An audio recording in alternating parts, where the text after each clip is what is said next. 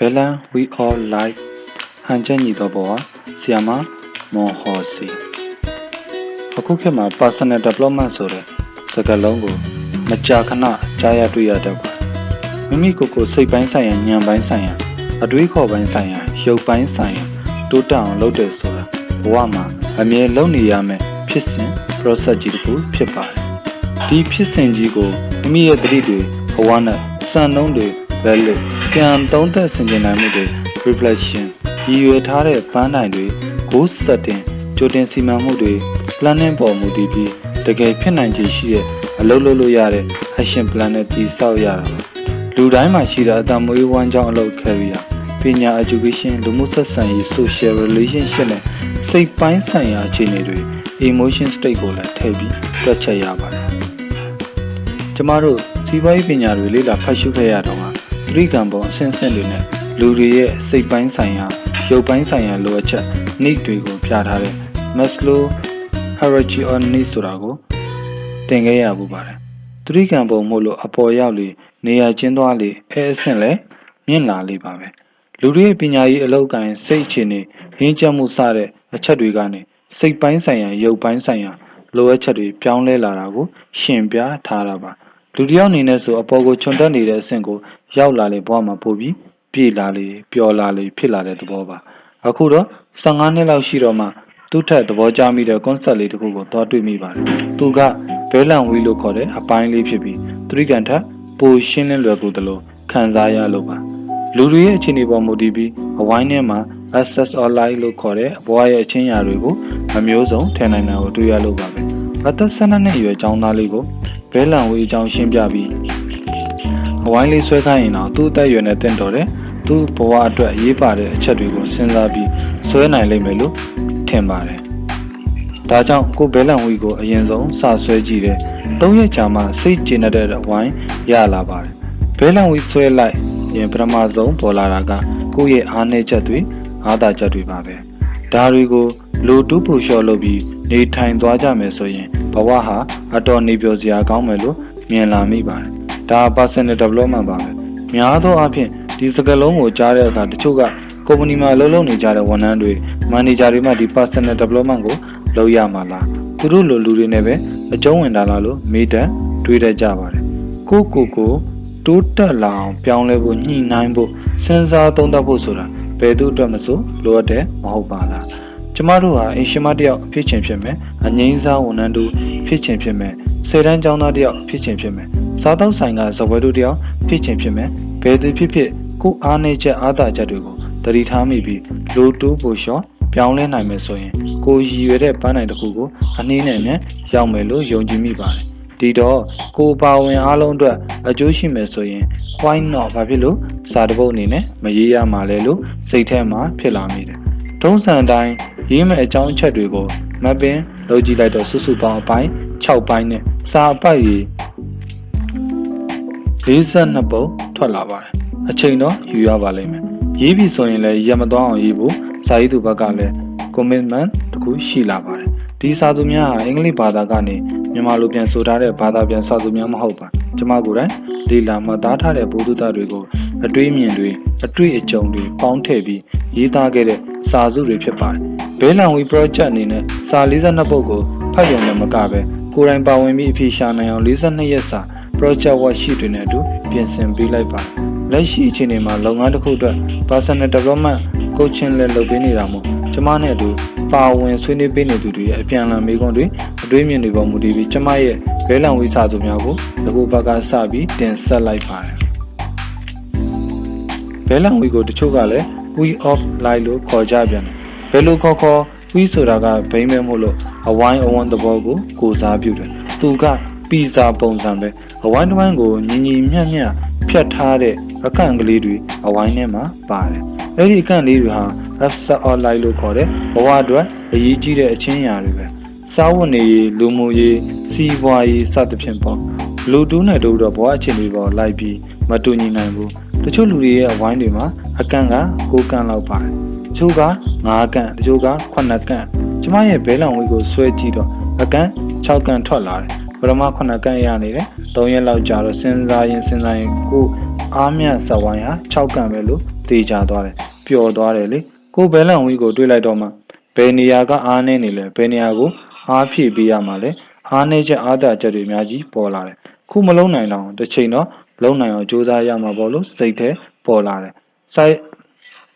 စာရေးစရာတွေးစရာတွေလည်းအများကြီးရလာတယ်ဘဲလန်ဝီကိုဘယ်လိုဆွဲကြည့်မလဲကျမကတော့ဒီလိုဆွဲကြည့်ရတဲ့ရုပ်ပိုင်းဆိုင်ရာအခြေအနေများအတွက်တကန့် physical စိတ်ပိုင်းဆိုင်ရာအခြေအနေများအတွက်တကန့် emotional လူမှုရေးကိစ္စများအတွက်တကန့် social အလုပ်ကိုင်တဲ့ငွေကြီးဆိုင်ရာအခြေအနေများအတွက်တကန့် what financial မိမိကိုယ်ကိုတိုးတက်အောင်လေ့လာသင်ကြားဖြည့်ဆည်းခြင်းများအတွက်တကန့် personal growth တတိနဲ့နေထိုင်နိုင်မှုအတွက်တကန့် mindfulness အဝိုင်းဆိုတော့360 degree ရှိတယ်အကန့်က6ခုမို့တကန့်ကို60 degree ညီညီမျှမျှရှိရမယ်ဒါကတော့ကျမရဲ့ data jet scale ပါကိုကြိုက်တဲ့နည်းနဲ့ rating လုပ်ပြီးတိုင်းတာကြည့်လို့ရပါတယ်တချို့ကတော့1 to 10သို့မဟုတ်ရာခိုင်နှုန်းတွေနဲ့အကန့်တစ်ခုစီကိုတိုင်းတာကြတာလည်းတွေ့ဘူးပါတယ်အဲ့ဒီမှာပေါ်လာတာပဲဘယ်အကန့်ကမှ60 degree ပြည့်မနေဘူးဘယ်သူမှလည်းပြည့်နေမှာတော့မဟုတ်ပါဘူးလူတူပူလျှော့လေးတွေလောက်လိုက်ရင်တော့ကိုဘွားရဲ့အားမျှကြီးတစ်ခုကိုအနည်းဆုံး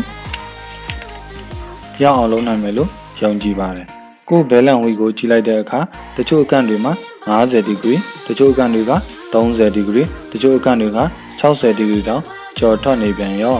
ဘဲလန်ဟန်ချက်ညီမှုဆိုတာအရာရာအတွက်အရေးကြီးတယ် balance is the key to everything ဘဝရဲ့ဘဲလန်ဝီထဲမှာပါတဲ့အကန့်လေးတွေညီမျှနေတယ်ဆိုတည်ငြိမ်အေးချမ်းတဲ့ဘဝနေတာတစ်ခုကိုရောက်နေပြီလို့တည်တည်ချာချာပြောနိုင်ပါတယ်အကုန်လုံး60 degree နဲ့ညီနေတာမျိုးမဟုတ်လဲရပါတယ်စာဖတ်သူများကိုဘဲလန်ဝီလေးကိုအချိန်ရရင်စဉ်းစားပြီးဆွဲကြည့်စေချင်တယ်ကျမရဲ့ဘဲလန်ဝီလေးကိုဆွဲပေးလိုက်ပါတယ်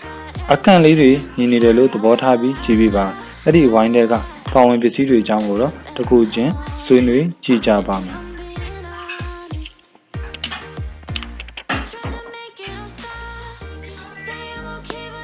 personal development ဆိုတာလူတစ်ယောက်ရဲ့ဘဝမှာစွမ်းနိုင်တဲ့များအကောင်းဆုံးအခြေအနေတစ်ခုနဲ့ရှင်သန်ရည်တည်သွားနိုင်ဖို့ကိုယ်တိုင်လှုပ်ဆောင်ရမယ်တိုးတက်ခြင်းရင့်ကျက်ခြင်းအောင်မြင်ခြင်းနဲ့ပျော်ရွှင်ခြင်းတွေရဲ့အရေးကြီးတဲ့စိတ်အခြေခံသဘောတရားတစ်ခုဖြစ်ပါတယ်စိတ်ပိုင်းဆိုင်ရာ emotional ရုပ်ပိုင်းဆိုင်ရာ physical အသိဉာဏ်ပိုင်းဆိုင်ရာ intellectual နဲ့စိတ်ဝိညာဉ်ပိုင်းဆိုင်ရာ spiritual ကျမ်းမာရေးအတွက်လူရန်သိရှိနားလည်တဲ့ life concept တစ်ခုဖြစ်ပါတယ်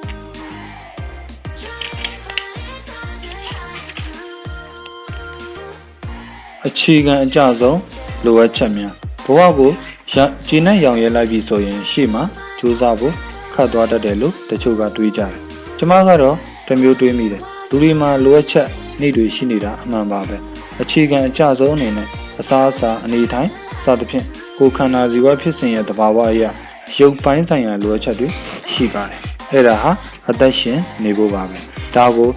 physical need လို့ခေါ်ကြပါတယ်ဒါတွေကလူတိုင်းသိကြတဲ့အချက်တွေပါပဲလူတော်များများသတိမထားမိတဲ့အချက်ကလေးတစ်ခုကကိုယ်မှရှိတာလေးတွေကိုကျေးဇူးတင်ခဲ့မယ်ဆိုရင်လိုတာထက်တောင်ပိုပြီးရှိနေသလိုခံစားရပါမယ်ကိုယ်မှမရှိတာကိုပဲကြည့်နေမယ်ဆိုရင်တော့အလောင်းငှတယ်ဆိုတာတော့ဘယ်တော့မှရှိလာမှာမဟုတ်ဘူးတဲ့ Be thankful for what you have you will end up having more if you concentrate on what you don't have you will never ever have enough လူတွေစားတဲ့အခါမှာဘယ်သူဖြစ်ဖြစ်စားလောင်တဲ့ဝေဒနာကိုကုစားတဲ့အနေနဲ့စားကြတာကြီးပါပဲစားလဲစားရတာပဲမစားလဲစားရတာပဲ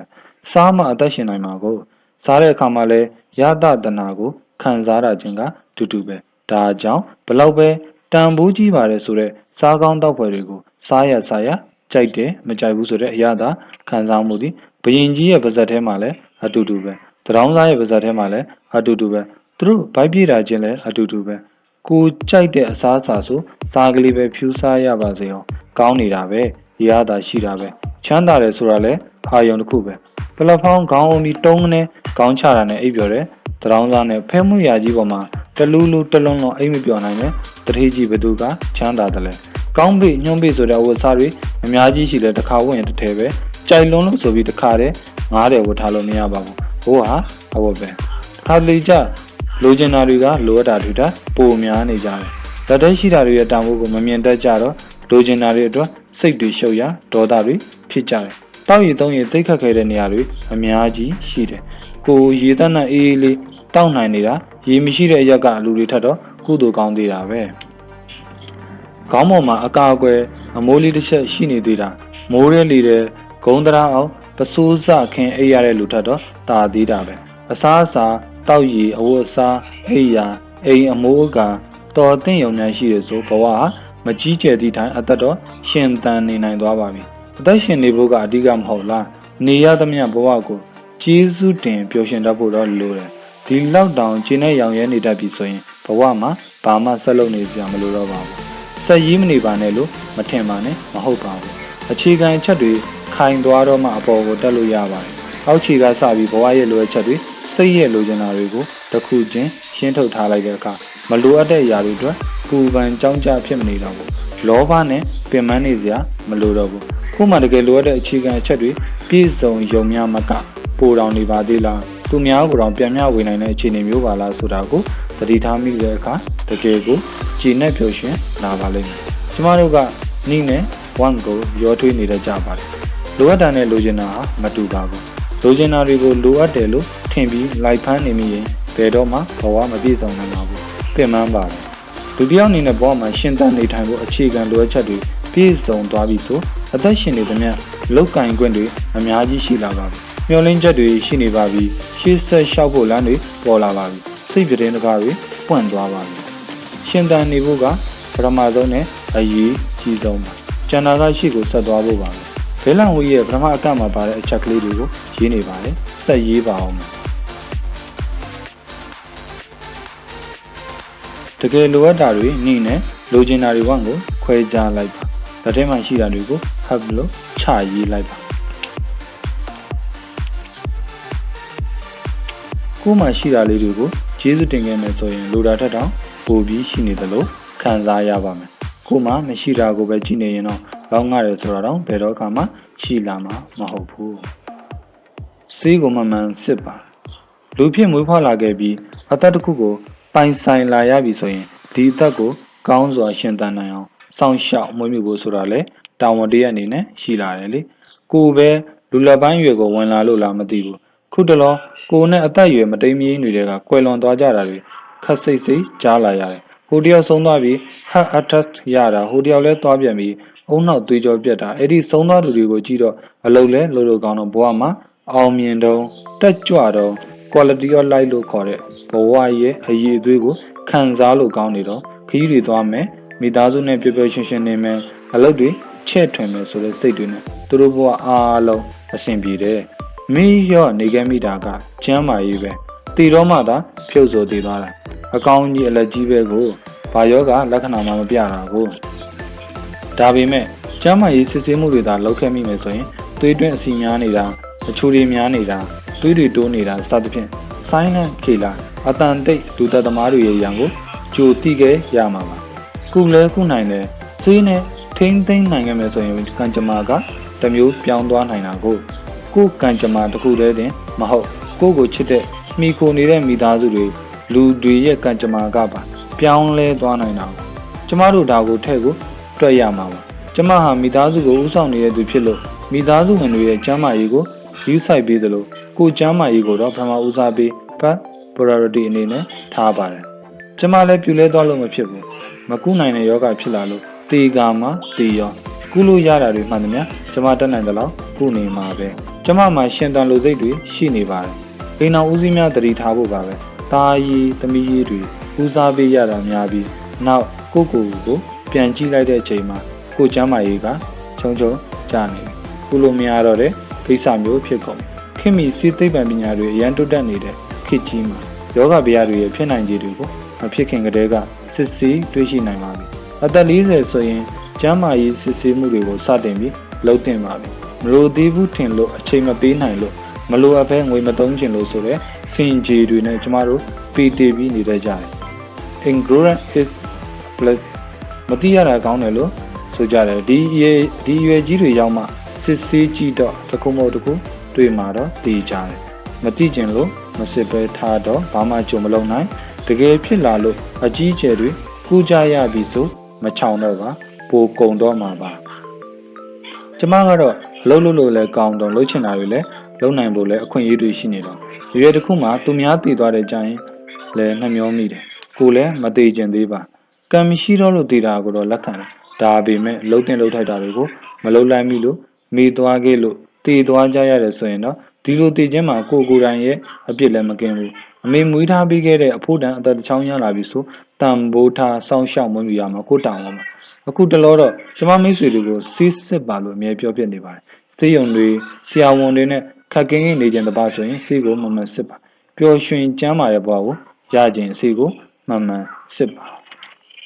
ကျမ်းမာရေးစစ်ဆေးမှု medical check up ဘယ်နှခါလုပ်ပြီးပါပြီလဲမလုပ်ရသေးရင်လုပ်ဖို့အစီအစဉ်ချမှတ်ပါ